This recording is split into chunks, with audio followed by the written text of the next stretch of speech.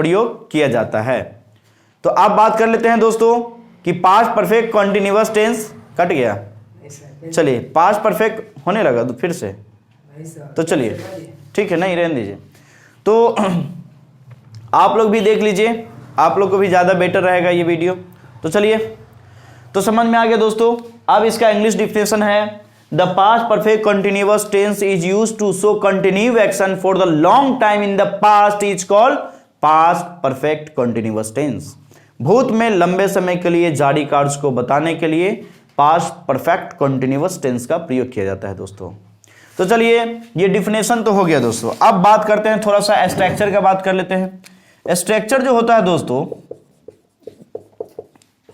Structure जो होता है वो होता है पास्ट परफेक्ट कंटिन्यूअस का सब्जेक्ट प्लस हैड प्लस, अब देखिए दोस्तों, been plus verb four plus other word. दोस्तों स्ट्रक्चर जो होता है ना, किसी भी चीज़ों का नींव होता है दोस्तों। स्ट्रक्चर का मतलब होता है रचना, बनावट। कोई भी चीज़ आप करते हैं तो सबसे पहले उसको बनावट में लाना पड़ता है, कैसे बनेगा, किस प्रकार से होगा, इसका नींव। जैसे घर बनाते हैं, उसको इंजीनियर के द्वारा स्ट्रक्चर्स बनाया जाता है। इस प्रकार से हमें ग्रामर को बनाने के लिए, ग्रामर को समझने के लिए, इस पे बहुत सारा क्वेश्चन को बनाने के लिए स्ट्रक्चर की आवश्यकता होती है। तो पास्ट परफेक्ट कंटिन्यूअस का स्ट्रक्चर हो जाएगा subject plus had plus been plus verb four plus other word दोस्तों। अब बात कर लेते हैं कि इसका कुछ एग्जाम्पल में, जैसे मान लेते हैं दोस्तों, जैसे मैं पढ़ते आ रहा था। क्या है दोस्तों?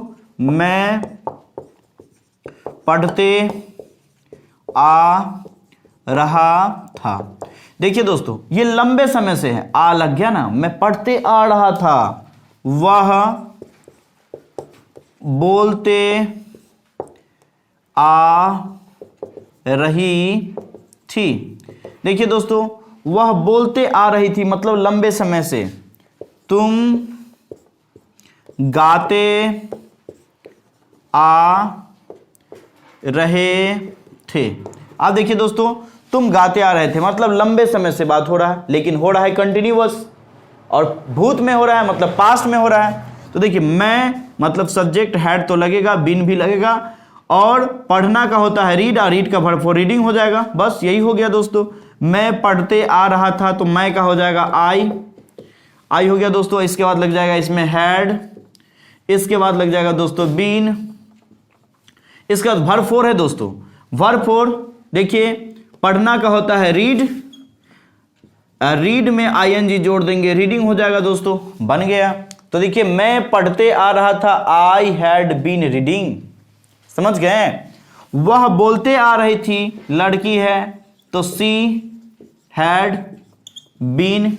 अब बोलना का होता है दोस्तों स्पीक का वर्ब फोर हो जाएगा स्पीकिंग। तो देख लीजिए दोस्तों, चलिए कट कीजिए। तो देखिए दोस्तों, ये भी समझ में आ गया। तुम गाते आ रहे थे, तो तुम का होता है यू, अब हैड है तो हैड लगा देंगे दोस्तों, इसके बाद बीन, और गाना का होता है दोस्तों सिंगिंग। तो देखिए दोस्तों, तुम गाते आ रहे थे, यू हैड बीन सिंगिंग। तो चलिए दोस्तों, ये भी समझ में आ गया।